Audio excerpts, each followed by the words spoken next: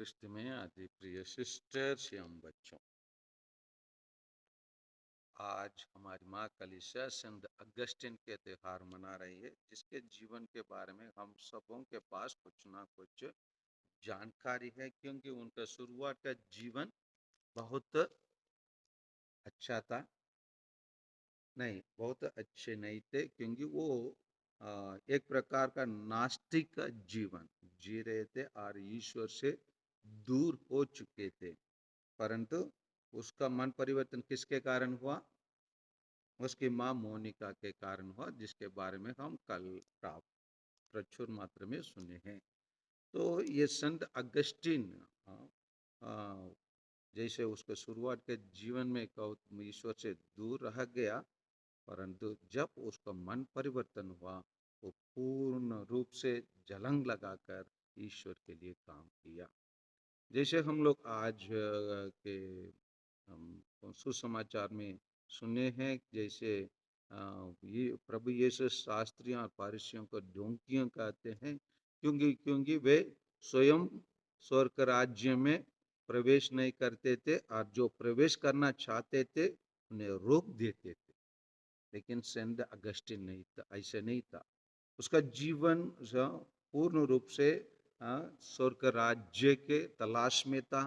और उन वो जैसे मन परिवर्तन हुए, वो अपने जीवनी को एक किताब में रूप में लिखे हैं।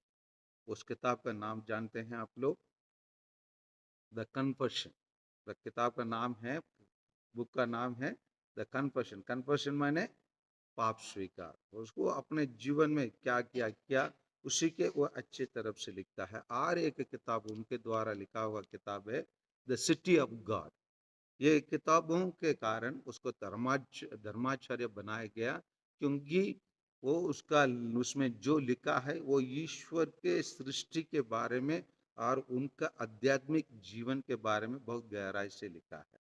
और वो जानता है जैसे वो ईश्वर के पास आने से एक व्यक्ति अपने आप को पवित्र रखना पड़ता है। इसलिए वो स्वयं अपने को कहता है, प्रभु मैं तो आपके पास आना चाहता हूँ, लेकिन इतना जल्दी नहीं, क्योंकि मेरे से बनता नहीं है। ये दुनिया के अन्य चीज़ों मेरे को बहुत आकर्षित कर देता है, लेकिन तुरंत मैं आपके पास आने में असमर्थ हूँ, क्योंकि ये चीज़ों से बहुत बाहर निकलना मेरे को कठिन लगता है। इसलिए वो कहता है को आप बहुत सुंदर है, आप मेरे अंदर है, लेकिन मैं आपसे बाहर रहा। You were within me, but I was outside you. आप मेरे में थे। You are the most ancient beauty, लेकिन आपकी सुंदरता को छोड़ के मैं दुनिया की सुंदरता में मैं चले गया। इस प्रकार वो अपने आप को बताते हैं। यू वर आफ्टर मी, तुम मेरे पीछे लगे रहे और मेरे को खोजते रहे, जैसे उड़ा पुत्र के पिता अपने बेटे के लिए कब लौट के आएंगे बोल के इंतजार करते रहता था। उसी प्रकार आप मेरे पीछे इंतजार करके बैठे रहे, मैं लेकिन बहुत दूर गया। दूर गया बोल के बताता। बहुत उनके किताब पढ़ेंगे तो ये आध्यात्मिक साधन करने के लिए उनके द्वारा लिखा गया किताब बहुत सुंदर, बहुत अच्छे हैं। और इन्होंने जो कार्य वो ना केवल पुरोहित बने, परंतु बिशप बने। कहाँ के बिशप बने? जगह का नाम हिप्पो, अमेरिका, अफ्रीका, अमेरिका में नहीं, अफ्रीका में एक जगह का नाम हिप्पो नाम के एक स्थान पर उन्होंने बिशप बने। वो अच्छे से अपना जीवन में वो पूर्ण रूप से कम से कम कहा जाता है 30 वर्षों तक वो बिशप रहे। वो अच्छे से अपना कार्य को पूरा किए।